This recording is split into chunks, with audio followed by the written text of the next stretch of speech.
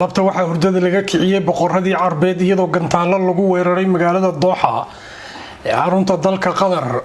wararkii ugu dambeeyay qasaaraha arintaasi ka dhashay Carabta sida ay uga falceliyeen Sacuudi Carabiya oo ku dhawaaqay hadal weligiis iyo alihiis aan laga maqlin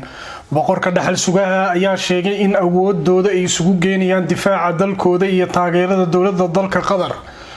maxaa ka socda gobolka bariga dhexe weeraradii dhacay Israa'iil oo ku jeesaysa kuna faanaysa in iyadu ay ka dambeysay isla markaasna uu ahaa wax sax ah in ay amar la'aan weeraraan dalka Qatar oo ah dal saameyn buuxa ku dhaxlay dhulka bariga dhexe Abdulfataax al-Siisi oo war cusub soo saaray ka hadlay arrimaha Itoobiya iyo waliba dhinaca dalka Masar sidoo kale waxa uu ku soo diray weerarkii galabta dhacay Carabtu miyay toosi doonaan oo waa joojin doonaan hadaladooda cambaareynta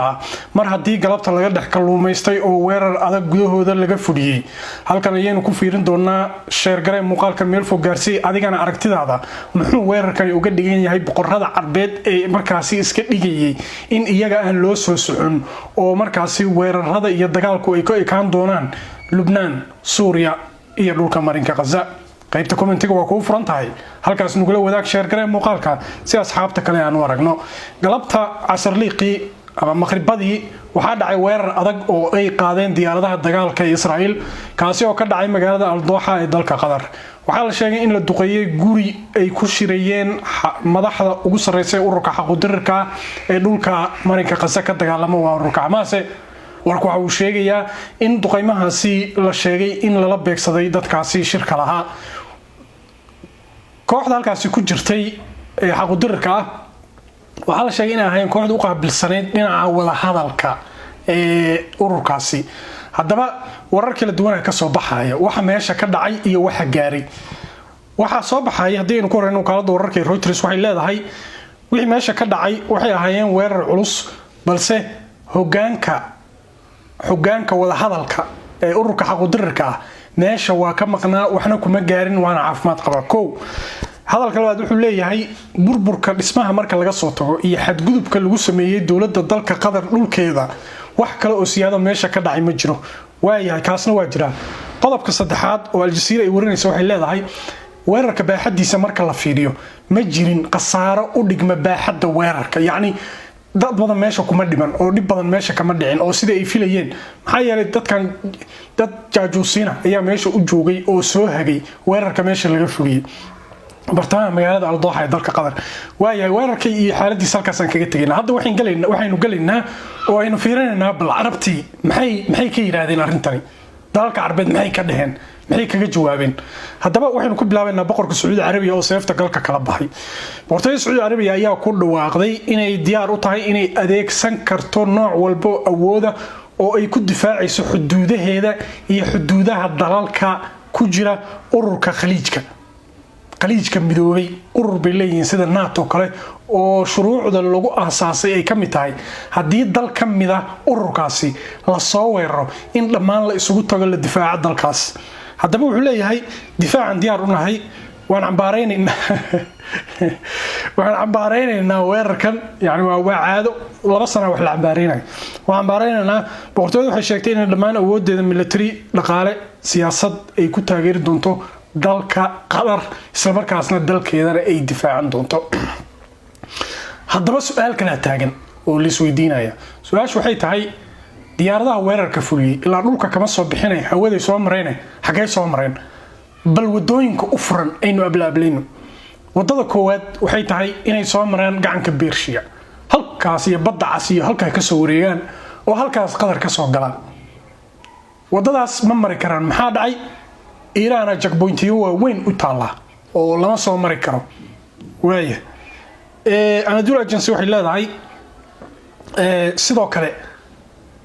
ma soo marin ayaa la yiri dhinaca markaasi hawada caalamiga ah ma aysan soo marin laakiin waxay u badan tahay inay diyaaradahani soo mareen Sacuudiga hadda isbixinaya maxaa meeshan say u dhaceen iyo waan ka soo horjeednaayo waan baareynaynayo Qatar aan difaacaynaa leh inay hawadiisa soo mareen yaa macquula waayahay marka la fiiriyo xagga warwareynta iyo sirdoonka Israa'iil waa ku dheeraysaa waana sababta ay weerarkan galabta u qaadeen oo ay ogaayeen waxa meesha ka socda iyo waliba in loo soo waramay in shir u furmay madaxda ururka xaquudirka ah yani bacda al-casr salaadi casr maanta oo talaada xilliga magaalada Dooxa adduunku asla waa shay waa la qeylinayaa Trump waxa uu leeyahay saacad ka hor baa la soo ogeysay intaan weerarka la qaadan it means rally ka aha qadar marka fadeexay ku tahay maxaa yeelay qadar waa dalkii hadiyada ugu weyn uguna qaalisan sanadkan siiyay Trump diyaarad jet ah oo lacag ka buuxdo ku raran tahay iyay siiyeen hadiyadahan u siiyeen iyagii buu galabta amray in la duqeeyo maxaa u yaala marka carab talada u taala maxay tahay maxaa u furan maxay tahay inay sameeyaan ma ambaareen baa lagu jiraa kulay falanqeeyaasha Al-Jazeera hadda tooska live-ka ah waxay leeyihiin lama filan karo dal khaliijka ku yaala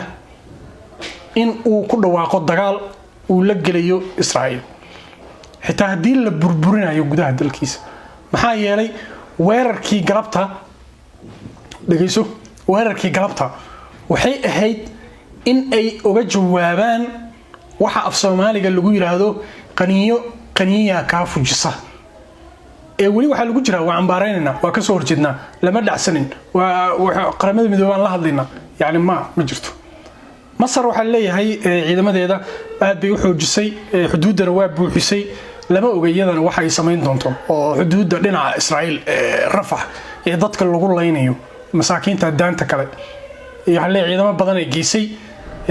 hawadeeda dhinaca difaaca way adkaysay waa arkayna bal iyadana Masar ugu roonaa la isleeyahay inkastoo iyadana xiniyaha lagaga fadhiyo oo qarashaad lagu bixiyo ciidankeeda oo la biilo nin la biilo waa gun xorma nin la biilo xorma marka Masar waa la biila waxay qaban kartaa iska yar